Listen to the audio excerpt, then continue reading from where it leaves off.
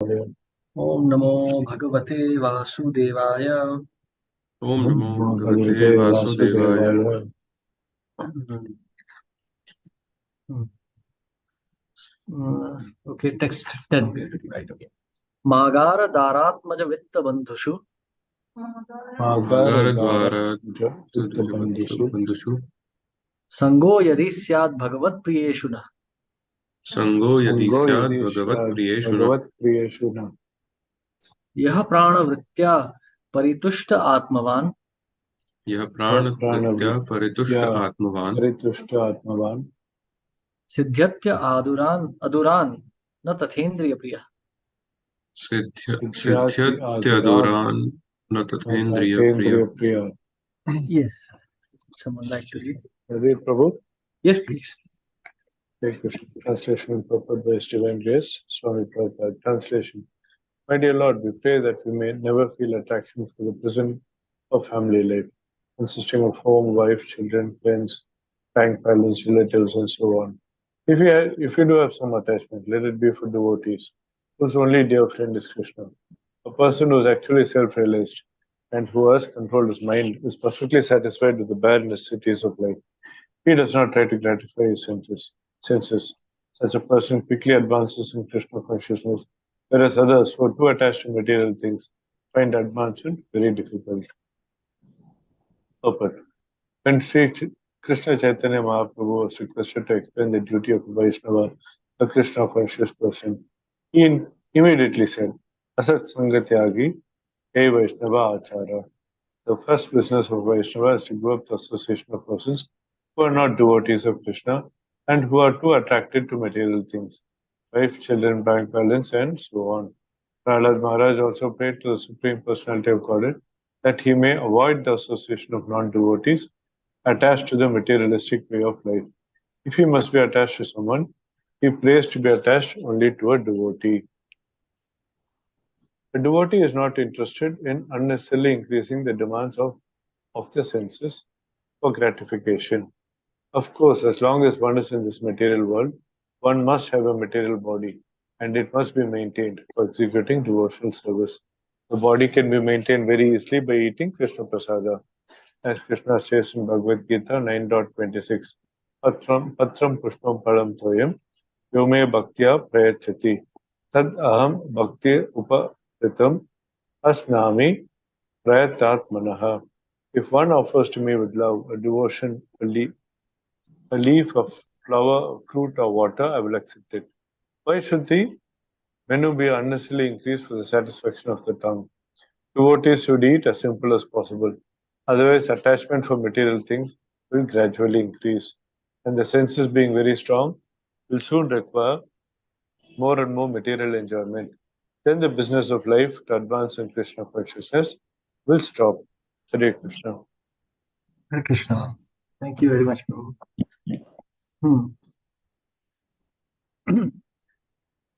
My dear Lord, we pray that we may never feel attraction for the prison of family life consisting of home, wife, children, friends, bank balance, relatives, or so on. Graha Kshetra Sutapta Vittair.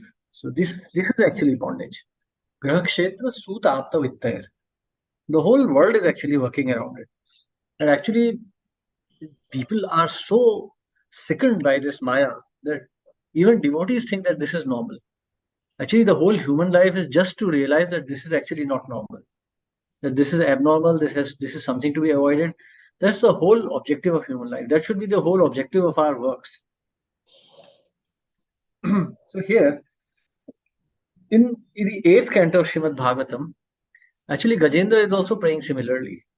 Atmatma japta grahavitta janeshu sakter दुष्प्रापाणाय गुण संग विवर्जिताय मुक्ताम भी मुक्तातम भी स्वहृदये परिभाविताय ज्ञानात्मने भगवते नम ईश्वराय. My dear Lord, those who are completely freed from material contamination always meditate upon you within the course of their hearts. You are extremely difficult to attain for those like me who are too attached to mental concoction, home, relatives, friends, money, servants, and assistants. You are the Supreme Personality of Godhead, uncontaminated by the modes of nature. You are the reservoir of all enlightenment, the Supreme Controller. I therefore offer my respectful obeisances unto you. See, the problem is that, having lived in this material world for so long, it's not like that we have learned these things in this life. Actually, for so many births, we have had families, relatives, wealth, and so many things that now we think that that is actually the goal of life. We think that it is normal. Even though academically or theoretically we know that this is wrong, but still our mind doesn't agree. Our mind still thinks that this is normal, and therefore we remain entangled. So Krishna is advising Arjun, Man manaha bhava mad bhaktah madhyaji mam namaskuru. Man manaha, always think of me. So naturally, a student, like, for example, so you may be doctors or engineers or everything, and you may have studied advanced calculus and everything, but you don't remember those things now. Like if I take any one of you and I ask, okay, can you please tell me what is a triple integral of, or double integral? What is this specific application? What does it do? It would be a bit difficult because you may not be anymore in touch with those kind of things. Or if I ask you what is the specifics of Laplace transform or fast Fourier transform, what is the specific application? It's very difficult to explain because we are not in constant touch with those things. We have studied them once. So just like that, bhakti is also we're just beginning to learn now. So Krishna is advising. Actually, there are 5 items. There's the teacher, the student, the knowledge itself, the process, and time factor, which decide how much one advances in bhakti. If you want to acquire expertise in any subject matter, you have to at least spend time with that subject. You must spend time on that subject matter. Then only you will be able to advance. So bhakti, we have spent so less time in bhakti that we are not convinced about it. Therefore, it is sadhana. We have to practice it. It's not coming naturally to us. So Krishna is advising, Man manah bhav mad bhakto. Always think of me. Offer your obeisances unto me. Worship me. So always think of me, all the time, constantly. Then gradually you will develop some attachment for Krishna. In this material world, because we live with family, society, we have very strong attachment to those things. So Krishna is advising in the 9th chapter, Krishna is also giving a very simple way. Patram pushpam phalam toyam yo me bhaktya prayachati tadaham bhakti upahritam ashnami prayatatmana. I will accept it. Krishna accepts it because the devotee offers with love and devotion. So Krishna is saying, if one offers me with love and devotion, a leaf, flower, fruit, or water, I will accept it. So you have to offer with love and devotion. So going ahead, if we want to see how further we can advance, then Krishna is explaining the same topic further in the next verse. Yat karoshi yad ashnasi yat juhoshi dadasi yat tapasyasi konteya yat kurushva madarpanam. So, all that you do, all that you eat, all that you offer, give away, as well as all the austerities you may perform, should be done as an offering unto me. In other words, make Krishna the objective of your life. That is not too difficult, really. Krishna is not advising that you have to feel it this way right now. You just do it as a formality. Start thinking of it as a formality. Start trying to do it as a formality at least. When you constantly do it, I mean, you see these companies, big companies where people are retiring. These old men are crying, no, now I'm leaving this company. When he was a child, he wasn't associated with the company. Nobody, like, I wasn't born in Tata Motors. But when I'm leaving Tata Motors, I'm crying, oh, this was like my home, my company. Why? This is natural because I have spent a good part of my adult life just being in that company. Nobody will say, hey, this office was so lovely. I just loved that place. No, we all hated our offices, but we just have to be there. And simply by being there over and over again, we have developed attachment. And when when the time comes to leave, we feel unhappy. So you see, that's the nature of attachment. You just spend time in attachment develops. So spend time with Krishna. And Krishna is explaining how to do it. Yat karoshi yad ashnasi. What you do, what you eat, whatever you offer, whatever you donate, whatever austerity you perform, do it as an offering unto me. So start thinking of Krishna all the time. Mold your life in such a way that you are constantly reminded of Krishna. Then gradually the attachment will come. Otherwise, what is our nature? Because we have to remember, we have to feel for Krishna at the end of our life. We can't just remember Krishna. It's not going to work. We'll remember so many things. We have to feel for Krishna. That will be the success of our life. So, why is this family being condemned here? My Lord, we pray that we may never feel attraction for prison of family life consisting of home, wife, children, friends, and bank balance. Why? Because that is attaching us here. That is attaching us to this world of misery, birth and death. We may think, oh, this girl is so nice, this boy is so nice, there is so much money, I love this place, I love this, I love that. All that is simply, Jadendriya Tahe Kal. There's just Jadendriya Tahe Kal. There's just attachments of the Jada Indriya, of your dull senses, and they are dragging you down to death. So at the time of death, nobody is happy. Death is extremely painful. And the moments leading up to death are also equally miserable. It's not that death just comes like they show in movies. For years and years leading up to death, one is miserable. One is extremely miserable. Ask a 70 or 80-year-old man how romantic he feels. Nothing. His body is in pain all the time. And that is the result of all material enjoyment. A devotee knows this material body is miserable, so he doesn't feel much attachment. He actually consciously gives up attachment. And therefore, at the time of death, there is a very great chance that he may remember Krishna. But a non-devotee will always think of so many things in this life. And therefore, as a result, when death comes, he remembers so many things and he's dragged helplessly into another miserable material condition. So even if anything seems very nice in this world, but it is not connected to Krishna, it is actually poison. It may be husband, it may be wife, it may be child, it may be money. Anything that is not connected with Krishna is just a source of death. Sweet babbling of a child or sweet cooing of a lover or husband or wife, all that is just mere nonsense if it is not related to Krishna. It is just going to drag us down to hell again. Hare Krishna. Any questions or comments?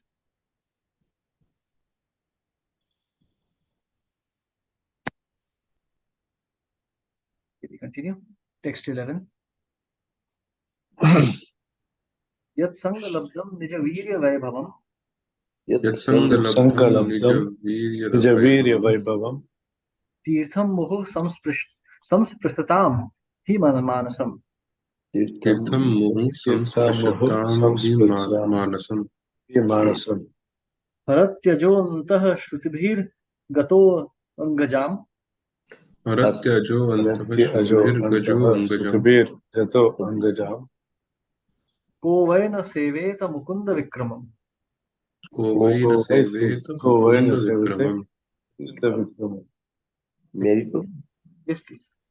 Hare Krishna, Pranam Prabhu. Thank you. Translation and purport by Sri Prabhupada. Sri Prabhupada ki jai. Translation. By associating with person for whom the Supreme Personality of Godhead, Mukunda, is all in all, one can hear of his powerful activity and soon come to understand them. The activities of Mukunda are so potent that simply by hearing of them, one immediately associates with the Lord. For a person who constantly and very eagerly hears narrations of the Lord's powerful activity, the absolute truth, the personality of Godhead in the form of sound, vibration, enters within his heart and cleans it of all contamination. On the other hand, although bathing in the Ganges diminishes bodily contaminations and infections, this process and the process of visiting holy places can cleanse the heart only after a long time. Therefore, who is the same man who will not associate with the devotees to quickly perfect his life? But bathing in the Ganges can certainly cure one of many infectious diseases, but it cannot cleanse one's materially attached mind, which creates all kinds of contaminations in material existence. However, one who directly associates with the Supreme Lord by hearing of his activities cleans the dirt from his mind and very soon comes to Krishna consciousness. Suta Goswami confirms this in the Srimad Bhagavatam 1.2.17. Samratam Sev Katha Krishna Punni Sarvasya Kritana Harde Antah Stohe Abod Darsu Vidhanoti Surat Sutasartam. The Supreme Lord within everyone's heart becomes very pleased when a person hears narrations of his activities. And he personally cleans the dirt from the mind of the listener. Hridaya antah stoto, he abhyandi vidunati. He washes off all dirt from the mind. Material existences caused by dirty things within the mind. If one can cleanse this mind, he immediately comes to his original position of Krishna consciousness. And thus his life becomes successful. Therefore, all the great saints in the devotional line very strongly recommend the process of hearing. Sri Chaitanya Mahaprabhu introduced the congregation chanting of the Hare Krishna Mahamantra to give everyone a chance to hear the Krishna's holy name. For simply by hearing Hare Krishna, Krishna Krishna, Hare Hare, Hare Rama, Rama Rama, Hare Hare. 101 becomes purified. Cheto Darpan Maga. Therefore, our Krishna consciousness movement is chiefly engaged in chanting the Hare Krishna mantra all over the world. Afterwards, mind becomes cleansed by chanting Hare Krishna.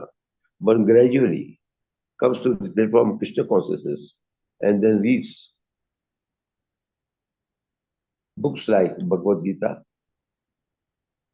Chaitanya Srimad Bhagavatam, Chaitanya Charitamrita, and the nectar of devotion. In this way, one becomes more and more purified of material contaminations. As stated in Srimad Bhagavatam 1.2 by 18, Nastyaha Prasya Abhajeshu Nityam Bhagavatam Sevaya Bhagavate Uttam Sloka Bhaktir Bhavati Nastika. By regular hearing of Bhagavatam and rendering service into the pure devotee, all that is troublesome in the heart is practically destroyed. And loving service unto the glorious Lord, who is praised with transcendental songs, is established as irrecoverable fact. In this way, simply by hearing the powerful activity of the Lord, the devotees becomes almost completely cleansed of material contamination, and this his original position is as an eternal servant who is part and parcel of the Lord, becomes manifest. While the devotee engages in devotional service, the pastime, the passionate and the ignorant modes of material nature are gradually vanquished, and then he acts only in the mode of goodness. At that time, he becomes happy and gradually advances Krishna consciousness.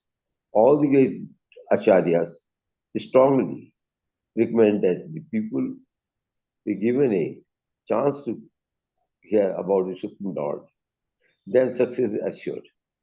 The more we cleanse the result of the material attachment from our hearts, the more we will be attracted by Krishna's name from qualities, paraphernalia, and the activities. This is the sum and substance of the Krishna consciousness movement. Hare Krishna, Prabhuji. Dhanavad. Hare Krishna. Thank you very much.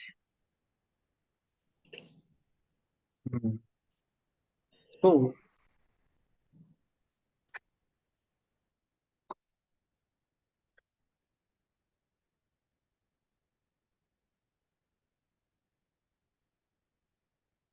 although bathing in the Ganges diminishes bodily contaminations and infections, this process and the process of visiting holy places can cleanse the heart only after a long time. Therefore, who is the sane man who will not associate with devotees to quickly perfect his life? Now, very interesting point. So many times, actually, it's kind of sad that we have to speak this, but nowadays, even amongst the devotees, there's a kind of misconception that simply visiting holy places is enough. Actually, it is not. I mean, here we are seeing it very clearly. In holy places, we go to associate with sadhus, to hear with them. When Mahaprabhu was traveling towards Vrindavan, he met Rupa and Sanatan Goswami in Ramakeli. And there they advised the Lord not to continue any further. Actually, Srila Krishnadas Kaviraj Goswami actually explains that it was the Lord's desire to only meet these two brothers. He was not really intending to travel to Vrindavan. But in any case, Mahaprabhu was advised by the two brothers that Vrindavan is a village. It's a place of meditation. And when you are traveling, there are thousands of people traveling with you. So if you go in a condition like this, then the peace of Vrindavan would be disturbed. You'll not be able to concentrate on the holy names there. So Mahaprabhu took that advice and he came back. So holy place means one goes there for very silent meditation, sitting in one place. Now nowadays we see that yatras mean that people are running hectically here and there, taking buses, taking auto trains, screaming, fighting, shopping. This is not yatra. Yatra means typically one goes alone to a yatra, just sits with some sadhus and meditates. Prabhupada, when he went to Vrindavan, he would never travel here and there. He would just go to Vrindavan, sit in. Earlier it would be Radha Damodar, then later on it would be Krishna Balram. But he would not travel anywhere else. Prabhupada would just take some little walks here and there in Vrindavan, but not that he would conduct a big party travel there. So that's the purpose. Even then it takes a long time to purify oneself. Because sadhus may speak many esoteric topics and we may not be in a position to understand that. Therefore, it is advised that we spend time with sadhus asking specific questions. So, if we see, for example, in the 6th canto of Bhagavatam, Maharaj Parikshit is asking this question. Shiraj Vacha, Drishta Shrutabhyam Yat Papam, Janan Apyatmano Hitam, Karoti Bhuyo Vivashah, Prayaschittam Athokatham. Maharaj Parikshit said, one may know that sinful activity is injurious for him because he actually sees that a criminal is punished by the government and rebuked by the people in general, and because he hears from scriptures and learned scholars that one is thrown in hellish conditions in the next life for committing sinful acts. Nevertheless, in spite of such knowledge, one is forced to commit sins again and again, even after performing acts of atonement. Therefore, what is the value of such atonement? So, because the taste doesn't go away. So, Vishaya vinivartante niraharasya dehina rasavarjam rasopyasya param drishtva nivartate. One may restrict oneself, one may restrict the senses, but the taste is always there. The taste of the sense objects will remain there. That won't go away. Tapasya will, that's why we see brahmacharis fall down, even sannyasis fall down. Because the taste is still there. It's very much there. So, we follow the process of yam and niyam. Through yam, we control our senses, and through niyam, we try to attach ourselves to higher senses, to higher processes of life. We try to attract our mind to the higher topics. But if we acquire a higher taste, we become fixed in our consciousness, because taste must be there. For the senses, this taste must always be there. Otherwise, one will never be able to give up this sense gratification. So Prabhupada writes, unless one is transcendently situated, it is not possible to cease from sense enjoyment. So one has to situate himself transcendently. Actually, we see the example of Srila Prabhupada's association itself. I was speaking to one of the very senior devotees of Srila Prabhupada in America, and he was saying that when Prabhupada was there was a constant rush of activities. People were sleeping 3 hours, 4 hours. They were busy selling books. They were busy studying the Bhagavatam. They were busy preaching. There were so many things going on continuously. So nobody even cared whether they had enough money or not, or whether they were getting enough prasadam or anything or not, because it really felt like they were going back to Godhead. It really felt that this material life was over. So therefore, there was no concern for the material life. So Srila Prabhupada created such a kind of spiritual storm that everybody got caught up in that. And nobody could see the material nature anymore. So that is actually, that is param drishta nivartati. That is param drishtva. That is, that is the experience of highest taste. So if one wants to advance in bhakti, one must constantly engage himself in these activities. One must seek out the association of devotees. Actually, in the previous verse, we were talking about this, asat sanga tyaga ei vaishnavachar. So this asat sang can exist. I mean, it definitely exists within our families. It can also exist even in devotee association. Devotees are not serious. I mean, like Srila Bhakti Vinod Thakur actually writes this, that if a devotee is too attached to his family life, such a devotee should also be avoided, because such a devotee will make our consciousness impure. We will all, because he's contaminated. If one is overly attached to family, going way beyond his duty, just doing it out of a sense of excessive attachment, then that is asatsang. So that is asatsang. We have to give it up. So we have to associate only with those devotees who are extremely serious in bhakti. Those who really want, those who have a desire, sincere desire to go back to Godhead. Even though they may be contaminated, but still they are putting hard effort to go back. Otherwise, we'll not be able to advance. If we try to find association where we live in our comfort zone, then we are not really going to advance. Bhakti is not about living in comfort zones. Bhakti is all about stepping out of them. Otherwise, what is the meaning to tapasya? Okay, you can live in your house, you can buy a car, you can buy a bungalow, you can have 20 children, you can make $1 million. That is not bhakti then. Because your mind will be attracted by all of this. See, again, I'm telling look at the word asatsang. Asatsang doesn't mean bad association. Asatsang means association which is not sat. Sat means permanent, means transcendental. Asat, which is not transcendental. It could be a devotee just chatting nonsense about politics, economics, family, and all. Or it could be just mundane family members, or it could be, office colleagues or school friends or anything. All that constitutes asatsang. Topics not related to Krishna, not related to sadhana, not related to tapasya, all that constitutes asatsang. And it is going to contaminate us heavily without us even realizing it. When we see that our taste for material association is increasing, we should understand that asatsang is actually affecting us. Better to stay alone than to stay with asatsang. This is the verdict of the scriptures. Hare Krishna. Any questions or comments?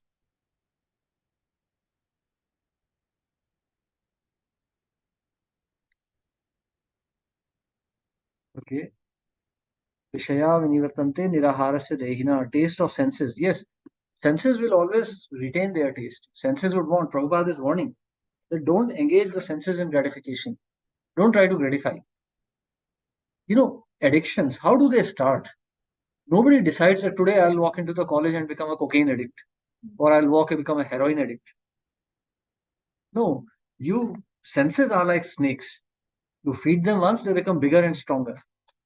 Senses will never get gratified. We see the story of Maharaj Puranjan. We've seen already the story of Maharaj Puranjan. Actually, it was being spoken by Narad Muni to Prachina Barhishat. And why was he speaking? Because Maharaj Puranjan was Prachin Barhishat himself. Prachina Barhishat was himself overly engaged in sense gratificatory activities. He was constantly engaged in performing, karma kand, just increasing the happiness of the family life. Therefore, Narad Muni narrated the whole pastime to purify him. So we have to deny the senses material taste, but we have to provide them with spiritual taste. Of course, this means that we have to take some austerity. Not every spiritual activity would be, very pleasant to us. But as a matter of discipline, we have to take it. There would be something in bhakti that you would like to do. At least cleaning the floor, cooking for the deities, worshipping the deities, doing something. Make that a foundation of your bhakti and then continue. Not that, okay, I only like to worship deities. I'll just worship the deities for 1 hour. I'll just chant my rounds and then I'll go and watch a movie. No. You worship the deities, spend extra time in worshipping the deities, and then do all the rest of the sadhana. And then you will see that actually your taste for other activities of sadhana is also increasing. So in this way, you engage yourself always in remembrance of the Lord. Or you can even take your negative experiences, for example. For example, you have suffered something in your family or your profession, education, some setback. Meditate on that. Meditate on that setback and then try to think how miserable this material world is. Srila Prabhupada advised that. He said, always meditate on two things: how glorious Krishna is and how miserable material world is. Because if you just stick to only one thing, you will not reach the final objective. If you only think about glories of Krishna and not about the miseries of material world, you will eventually think that you will start imagining things here and you will become a Sahajya, which actually happens to many devotees. Or if you only think about miseries of the world and not the glories of the Lord, you will become depressed. You will become cynical and impersonalist, which also happens to some devotees. So we have to balance out both, but we have to understand that this material world is not our place. Does that answer your question?